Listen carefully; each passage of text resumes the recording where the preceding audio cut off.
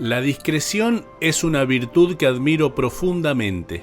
Me irritan las personas parlanchinas que hablan sin ton ni son y que encuentran siempre motivos aparentes para decir, opinar, señalar, juzgar.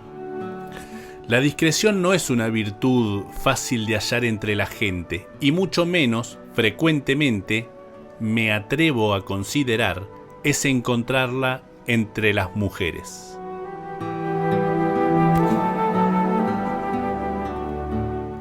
Es por eso que me maravilla la discreción de mi mujer. No es su única virtud, nada de eso. Pero creo que es lo que más me enamora de ella. Mi mujer es una persona sumamente discreta. Nunca una palabra de más. Nunca un juicio superfluo y apresurado. Nunca un comentario inútil. Apenas las palabras justas, los términos adecuados. Me siento inclinado a afirmar que una de las claves de la hermosa relación que tenemos, ya llevamos casados 35 años, es precisamente ese cuidado que ambos ponemos en evitar desmesuras inconducentes al momento de comunicarnos. Desmesuras que los hombres evitamos creo que casi por naturaleza, pero que en una mujer son lamentablemente muy frecuentes.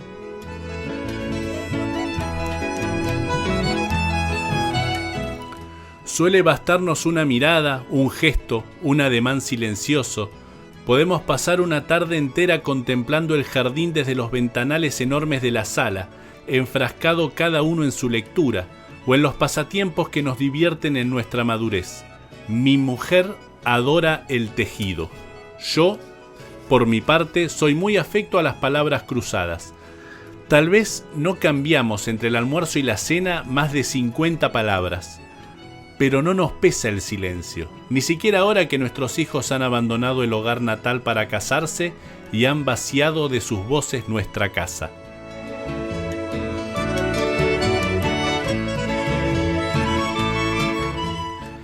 Es cierto que en ocasiones mi mujer parece más profundamente silenciosa, como si esa discreción que yo tanto admiro fuese llevada hasta el límite. No se vuelve descortés en absoluto, continúa sus tareas como siempre y me prodiga las minúsculas y permanentes atenciones cotidianas con el mismo empeño de todos los días, pero se la ve, no sé cómo expresarlo correctamente, distante, abstraída. Ella de seguro percibe que me preocupo y si me detengo un largo instante a contemplarla, ella vuelve hacia mí sus ojos y su mirada, que en un momento antes parecía clavada en el vacío, se llena de ternura y simpatía y me sonríe con toda la cara.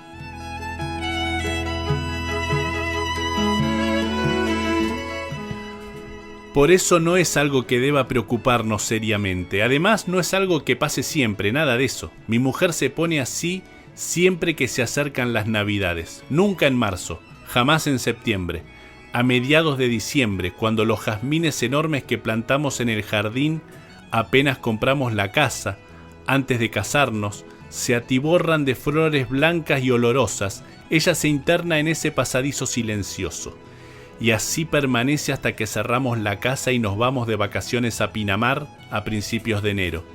Una vez allí, vuelve a ser ella. Será el cambio de aire o las tareas propias de nuestra mudanza veraniega, pero para el Día de Reyes no quedan en su ánimo rastros de su anterior pesadumbre. Nuestros hijos advierten que su madre pasa por momentos sombríos para las Navidades y se esfuerzan por no faltar jamás a la cena de Nochebuena ni en el almuerzo de Año Nuevo, pero nunca han pretendido, que yo sepa, conversar con nosotros del asunto. Ellos también son muy discretos.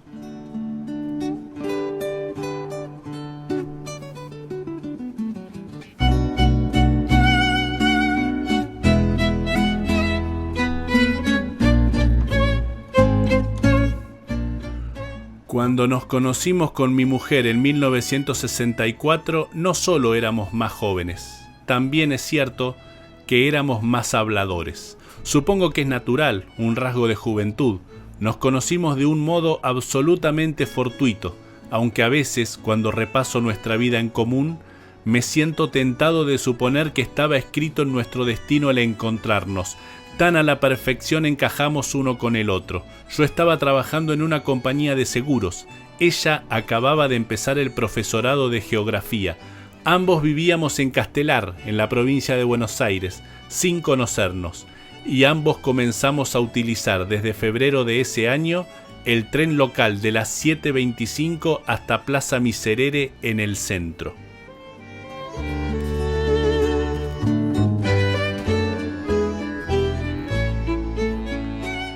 Para quien no conoce de viajes en tren hacia la capital, el asunto puede parecer intrascendente, pero no lo es en absoluto. Ya entonces, subir en Castelar a los trenes que venían desde Moreno hacia la capital era difícil. Jamás se encontraban asientos libres, y en las horas más congestionadas podía hasta resultar difícil subir al tren, tal el amontonamiento de personas que solían traer desde las primeras estaciones de la línea. Gracias a Dios, cada cierto tiempo sale un tren vacío desde la estación Castelar hacia el centro. Aquí los denominamos locales. Por eso dije que con mi mujer empezamos a coincidir, fortuitamente, en el local de las 7:25. Es habitual que uno tome el tren haciendo filas siempre en el mismo sitio, eligiendo, por ejemplo, un vagón de fumadores o de no fumadores, o una puerta que lo deja en buen sitio para salir rápidamente, en la estación de destino, hacia las paradas de colectivos. Pues bueno, con mi mujer coincidimos en la segunda puerta del cuarto vagón, todos los días, de lunes a viernes, desde febrero de 1964.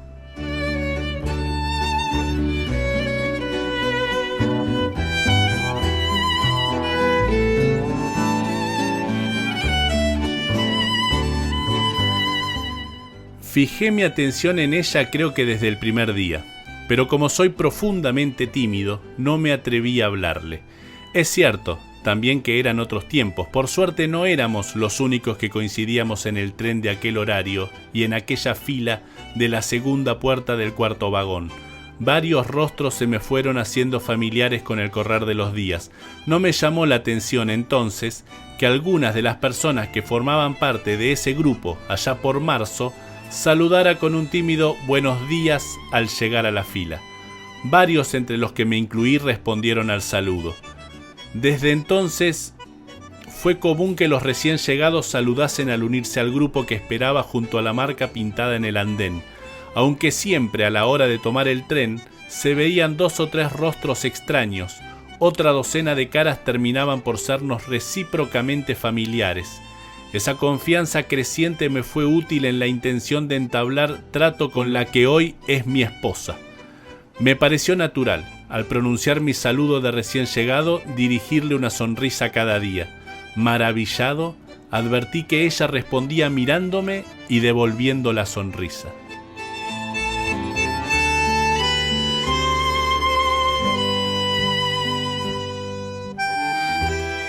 Como suele ocurrir en los grupos humanos, nos fuimos reuniendo en grupos más pequeños, de acuerdo con ciertas afinidades más o menos evidentes.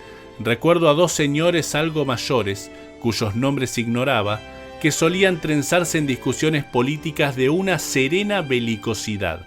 2 colegialas que viajaban hasta Edo compartían chismes y risas como amigas inseparables. 3 mujeres que rondarían supongo los 35 o 40 años, intercambiaban revistas y modelos de costura. Una vez que el tren llegaba a la estación y abría las puertas, era habitual que cada grupito hiciese lo posible por conseguir asientos contiguos o por lo menos próximos. Más de una vez me detuve, divertido, a recorrer con la mirada de punta a punta el vagón una vez que el tren abandonaba Castelar. Parecía un contingente turístico, de tan animadas que eran las conversaciones en cada uno de los corrillos. También era simpático ver los rostros levemente extrañados de los que subían a las estaciones sucesivas. Habituados al masivo anonimato de los transportes urbanos, les llamaba la atención que quienes iban sentados se trenzasen en esas conversaciones que parecían propias de viejos conocidos. Yo, por supuesto, hice lo posible por acercarme cuanto pude a aquella joven que me había impactado desde el comienzo. Por desgracia, pronto advertí que no era el único que se había propuesto ese objetivo. Otros 2 muchachos como yo hicieron el mismo movimiento estratégico. De ellos sí supe los nombres. Ramírez era un mozo bajo y fuerte que vestía unos trajes de pésimo gusto y trabajaba en el Correo Central. Era una de esas personas afables y simples que sin embargo saben escapar de la vulgaridad. Si yo tenía entonces 20 años, él contaba a lo sumo con 22. El otro, Ugarmendi, tendría un par de años más, de modales finos y voz radial. Tenía todo el encanto que yo suponía debían tener los galanes de cine fuera de la pantalla. Trabajaba en un estudio jurídico y estaba por terminar la carrera de Derecho. Cada cual en su estilo eran dos muchachos muy amables. En las raras ocasiones en las que yo lograba despojarlos del rótulo de competidores, era capaz de reconocer que Ramírez era uno de los tipos más graciosos que conocía. Su buen humor era contagioso, y el hecho de que de vez en cuando hiciese comentarios sobre una novia que tenía en el barrio volvía menos peligrosa su presencia. También Ugarmendi era un muchacho agradable, pero en general yo me negaba a repasar la nómina de sus virtudes por miedo a sentirme definitiva e irremediablemente derrotado ante semejante rival. Ya dije que su porte y su voz lo ponían a la altura de los actores cinematográficos.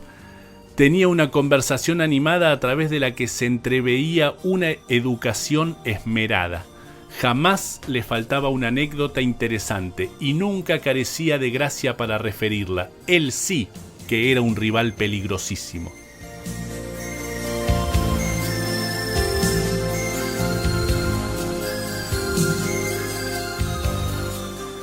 Debo reconocer, sin embargo, que su presencia me permitió acercarme definitivamente a Elena. Sin ellos, tal vez me hubiese llevado el año entero intentar una palabra más personal con ella. Pero en grupo es diferente. Bastaron un par de comentarios cruzados entre nosotros, los varones, no recuerdo, cualquier cosa. Una broma sobre fútbol, una queja con respecto al clima, lo mismo da. Y las sonrisas cálidas de Elena nos dieron el visto bueno para aproximarnos. Sin palabras, quedó entendido que formábamos un cuarteto dentro de los pasajeros de la segunda puerta del cuarto vagón del local de las 7:25, y de ahí en más nos comportamos en consecuencia. Pasó a ser normal que el primero de los cuatro en llegar a la fila guardase sitio para los siguientes. A medida que llegaban los restantes, los otros conocidos de la cola les hacían un lugar junto al primero de nosotros, como reconociendo el lazo que nos unía. Apenas abría el tren sus puertas, nos abalanzábamos con moderación sobre un asiento doble al que transformábamos rápidamente en cuádruple, volteando uno de los respaldos. Cualquiera que haya viajado en esos trenes entiende al mecanismo que me refiero. Algunos días, ya entonces, los trenes salían atrasados. Entonces la estación se atiborraba de gente y a nuestro alrededor se multiplicaban los rostros extraños. Ugarmendi, Ramírez y yo nos distribuíamos dejando cierto espacio entre nosotros, subíamos velozmente al tren y aquel afortunado que lograba un asiento lo cedía de inmediato a Elena. Los varones nos poníamos de pie junto a ella y renovábamos la charla hasta la estación de Miserere. En una ocasión en la que logré capturar un asiento para cedérselo luego, tuve el enorme privilegio de que me permitiera sentarme en el apoyabrazos. Me sentí un elegido, y creo que de la emoción estuve 2 noches sin dormir. Lástima que un mes después Ugarmendi recibió el mismo premio y su imagen de galán irresistible sentado tan cerca de Elena me sumió en un dolor que me costó semanas superar.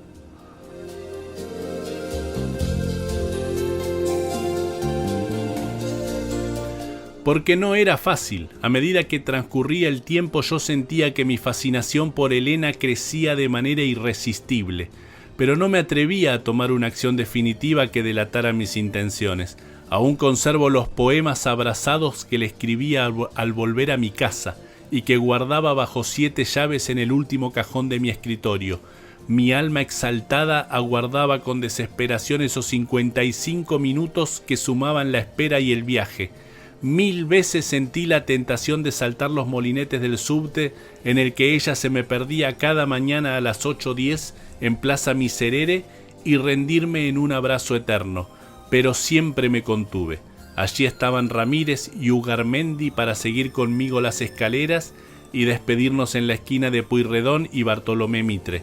El resto del día era una tortura. Trabajaba como un autómata porque mi mente aterida estaba dedicada al conteo minucioso de cada uno de los gestos, las palabras y las actitudes de las que había sido protagonista o testigo. Cada sonrisa de Elena para conmigo iba al saldo favorable del día. También iban a parar allí mis comentarios ocurrentes o las mínimas coincidencias que ella dejaba entrever entre nosotros. En cambio, las miradas que yo sorprendía entre ella y Ugarmendi, o las preguntas de Elena interesándose por la vida y las cosas de Ramírez, abarrotaban un pasivo que se me clavaba en las entrañas.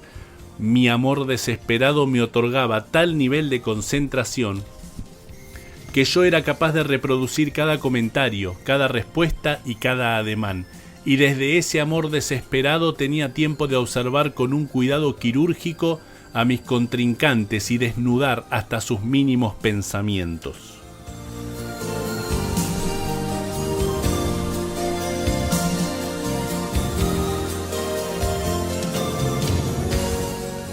Confirmé así que Ramírez no era un rival de cuidado. Su galantía era, ¿cómo decirlo?, impersonal. Yo sabía que si el lugar de Elena hubiese sido ocupado por cualquier otra mujer medianamente joven e interesante, Ramírez habría actuado con la misma simpatía y habría regado el mismo buen humor en nuestro grupo. No tenía empacho en hablar de su novia y de sus planes de casamiento, de modo que solo era un obstáculo en tanto se llevara consigo miradas y sonrisas que, de no haber estado, Elena hubiese podido prodigarme a mí. Nada grave. Con Ugarmendi el asunto era distinto, y lo era porque yo había visto en sus ojos la misma urgencia y el mismo ardor que sin duda tenían los míos. Jamás cruzamos, por supuesto, comentario alguno al respecto. Al fin y al cabo apenas nos conocíamos. Hacia junio advertí que tal como yo hacía, se negaba a faltar a la cita cotidiana, aunque estuviera enfermo o aunque tuviese un examen en la facultad. También vi en sus ojos la desolación que lo ganaba las raras ocasiones en las que Elena no asistía. 1000 veces lo sorprendí comiéndosela con los ojos mientras ella, con los suyos, seguía risueña alguna de las bromas de Ramírez. Todavía recuerdo la desesperación que me incendió en septiembre, cuando debí ausentarme a Chivilcoy durante 3 días por el fallecimiento de un tío. En los 3 días no hice otra cosa que imaginarme a Elena esperándome en la fila del andén, del brazo de aquel galán de folletín. Tan obsesiva se volvió esa imagen que casi me sorprendí al ver a mi regreso a todos tan formales y distantes como siempre.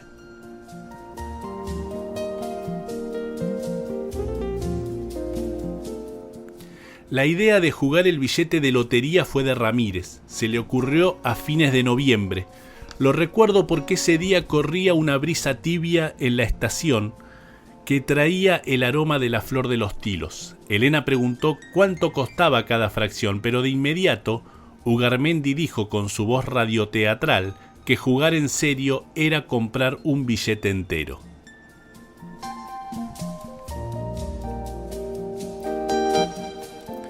Ramírez silbó diciendo que, para el gordo de Navidad, eso era mucha plata. Yo, como no podía quedar como un tacaño, le di la razón a mi rival, aunque con mi sueldo sabía que iba a tener que recurrir al auxilio financiero de mi padre para satisfacer mi parte.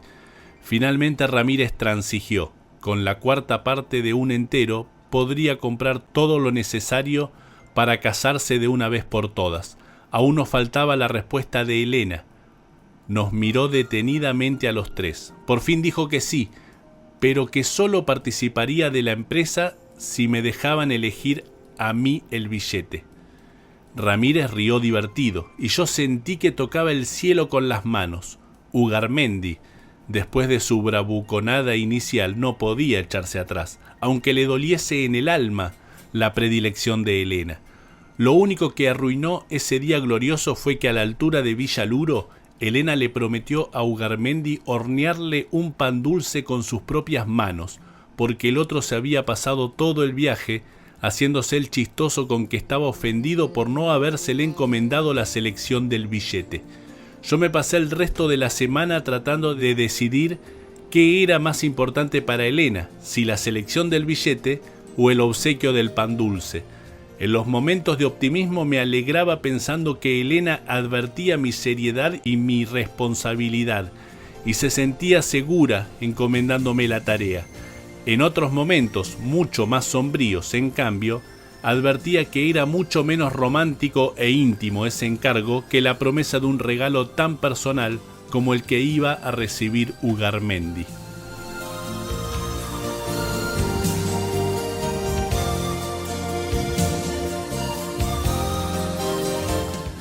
En aquella época, el sorteo del gordo de Navidad de Lotería Nacional era todo un acontecimiento.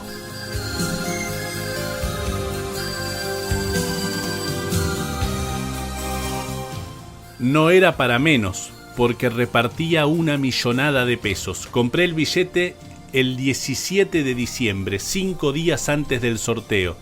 Al día siguiente correspondía que lo exhibiese a mis compañeros.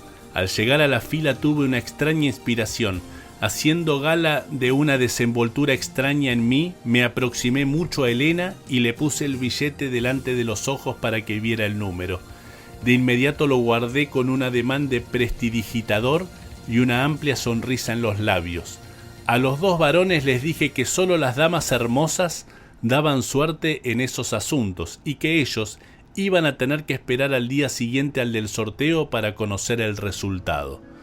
Como Elena festejó alegre mi piropo y mi ocurrencia, los otros no tuvieron más remedio que aceptar el asunto con una sonrisa. Yo me sentí en las nubes todo el viaje. Recuerdo que hacíamos chistes sobre la combinación de los números. Como ni ella ni yo entendíamos nada de quinielas y loterías, hablábamos como si la niña bonita fuese el 45 y el borracho fuera el 61.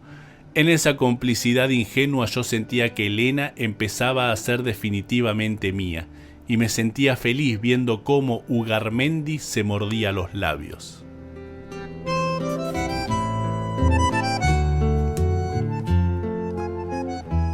Pero el día del sorteo fue, por la mañana, trágicamente triste. Elena llevó el pan dulce que había horneado. Apenas nos sentamos en el asiento de 4, hizo que Ugarmendi se ubicase a su lado. Le alcanzó una servilleta para que le sirviese de mantel y se dedicó a agasajarlo desde Castelar hasta Caballito.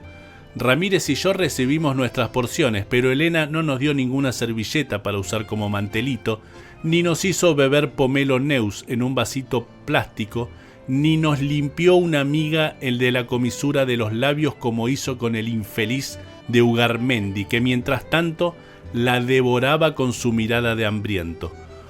Cuando me separé de ellos en Bartolomé Mitre y Pueyrredón sentía una tristeza tan honda que pensé que el corazón iba a dejarme de latir de puro desgano. Mi jefe me sorprendió llorando en el baño y tuve que inventar algo sobre una enfermedad familiar para que me dejara tranquilo. Era tan sombrío mi ánimo que ni siquiera me interesé en el sorteo de la lotería de esa tarde. Volví a mi casa con la cara pegada a la ventanilla para que los demás pasajeros no advirtieran mis lágrimas.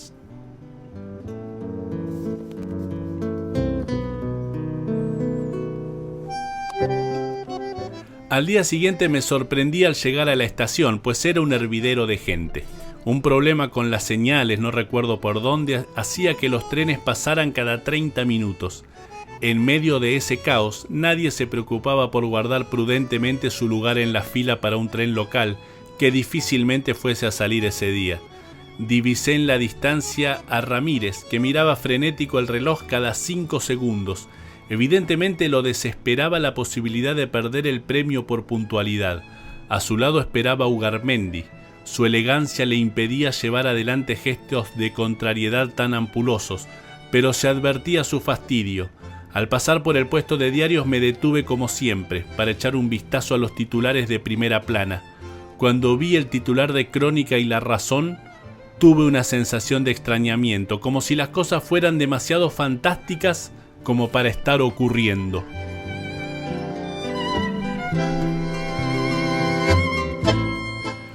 Yo soy un hombre de decisiones cuidadosas y reflexivas. Jamás me apresuro en las cosas importantes.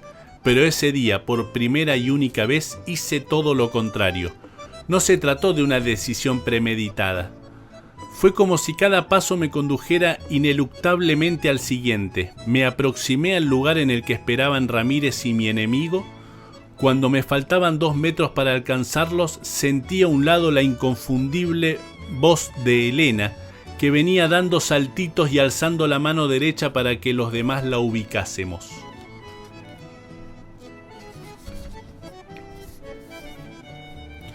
El andén era un mar de gentes impacientes. Entonces escuché el sonido inconfundible del tren desplazándose sobre los rieles y vi el frente del primer vagón entrando a la estación. También era fantasioso que en medio de semejante pandemonium el local de las 7:25 saliese puntualmente, pero al parecer así serían las cosas. Me volví a mirar a Elena. Aunque le faltaban 4 metros escasos para nuestro habitual lugar de encuentro, le obstaculizaban el paso no menos de 30 personas. Creo que fue entonces cuando terminé de decidirme. Llegué a las espaldas de mis conocidos cuando al primer vagón le faltaban 5 metros para pasar por ese sitio. Ya se formaba la marea humana habitual en estos casos, de gente que se adelanta y se atrasa y se mueve hacia los lados internos, intentando calcular en qué sitio exacto habrá por fin de abrirse la puerta. Ugarmendi acababa de decir que seguro era el local, porque el motorman era el de siempre.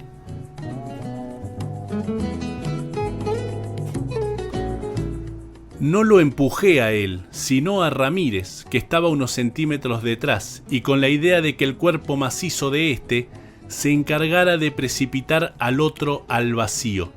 Ya dije más arriba que esos minutos yo los vivía como parte de una extraña fantasía. Todavía hoy me pregunto cómo hice para desplazar el cuerpo de Ramírez de semejante manera. No fue mi intención en absoluto. Yo me conformaba con que mi empujón hiciera que el otro tirara a mi enemigo del andén. Pero fue tal la fuerza de mi empellón que Ramírez se desplomó hacia adelante. Se aferró como pudo del saco de Ugarmendi y se precipitó con él hacia los rieles.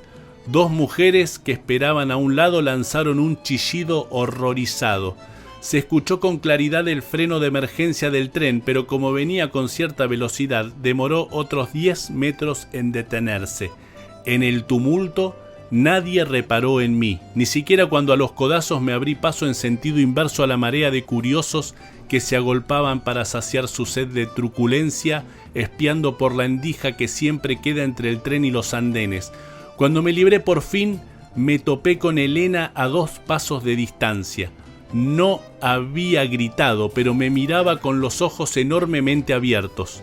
Creo que mi voz estaba dotada de una extraña autoridad cuando la aferré del brazo y dije: «Vos te casás conmigo».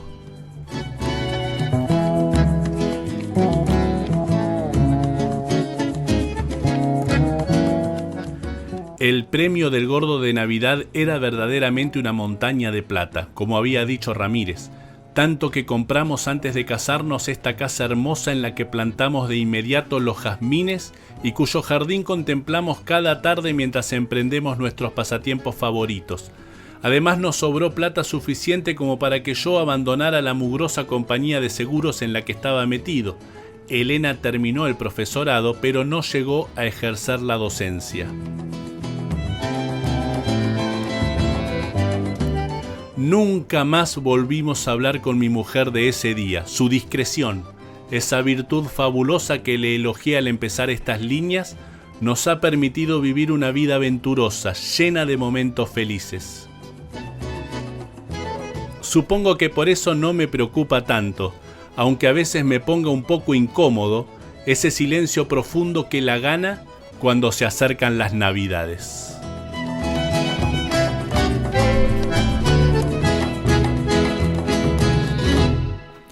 ¡Qué grande! Eduardo Sacheri y su cuento Mi mujer es una persona sumamente discreta. En su libro Te conozco Mendizábal y otros cuentos,